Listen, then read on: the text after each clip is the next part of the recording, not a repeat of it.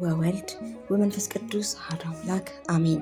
ጥር 13 እንኳን ለጻድቁ አባታችን ለአቡነ ዘርአብሩክ ዘግሽ የዕረፍታቸው መታሰቢያ በዓል በሰላም አደረሳችሁ አደረሰን።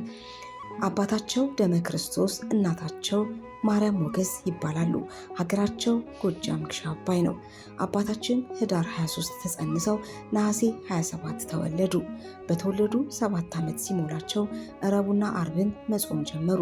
በ7 ዓመታቸው ይህን ዓለም ክፋቱን እንዳላይ ዓይኖቼን አሳውርልኝ በማለት ዓይናቸውን እንዲያጠፋቸው አምላካቸውን ለምነው አምላክም ፈቅዶላቸው ታውረው ነበር።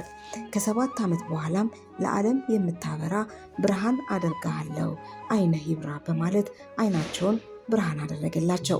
ጻድቁ 12 ክንፍ የተሰጣቸው ሲሆን በ12 ክንፎቻቸው የሰማይን ደጆች ሁሉ ገሃነመ እሳትን አልፈው በመሄድ ቀጥታ በስሉስ ቅዱስ ዙፋን ፊት ቆመው ይጸልያሉ።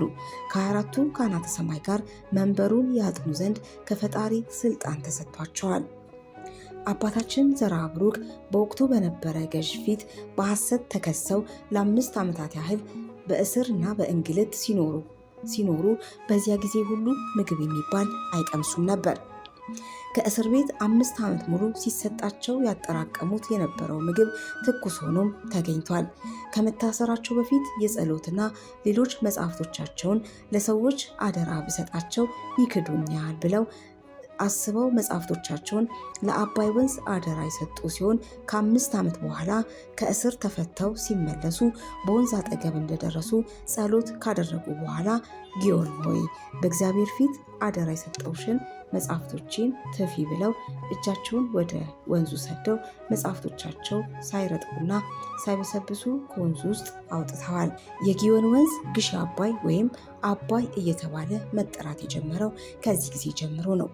ጌታችን ለአቡነ ዘርአብሩክ ትንባሆ ስለሚጠጡ ሰዎች ታላቅ ምስጢር እንደነገራቸው ገድላቸው ይናገራል። አባታችን ዘርአብሩክ ሳይጠመቁ ለሚሞቱ አሕዛብም ጭምር ትልቅ ቃል ኪዳን የተሰጣቸው ታላቅ አባት ናቸው። ጻድቁ ሌላው የሚታወቁበት ቤሄሞትና ሌዋታን የተባሉ እጅግ ግዙፍ የሆኑት 2 ዘንዶች ጥርሳቸውን ቆጥረው ምላሳቸው ሲጣበቅ የዓለም ፍጻሜ እንደሚሆን ያወቁ አባት ናቸው። እነዚህም 2 እንስሳት በስነ ፍጥረት በሚያስረዳ መጽሐፍ ላይ በስፋት ተጠቅሰዋል። አባታችን በየቀኑ ለ7 ሰዓት ያህል በሲኦል ውስጥ ቆመው በመጸለይ ብዙ ነፍሳትን ከእሳት ያወጡ ነበር።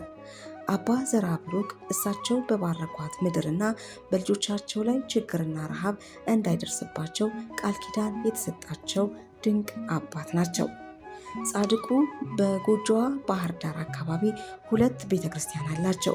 የአባይ ምንጭ መነሻ የሆነው ፈለገ ጊዮን ግሽ አባይ ከባህር ዳር ከተማ 174 ኪሎ ሜትር የሚርቅ ሲሆን ከባህር ዳር ቲሊሊ ከቲሊሊ ሰከላ በመሳፈር በቦታው ላይ ለብዙ ዘመን ቆሞ በመጸለይ ታላቅ ቃል ኪዳን የተቀበሉበት እጅግ ተአምረኛ ፈዋሽ የሆነውን ጸበላቸውን ማግኘት ይቻላል።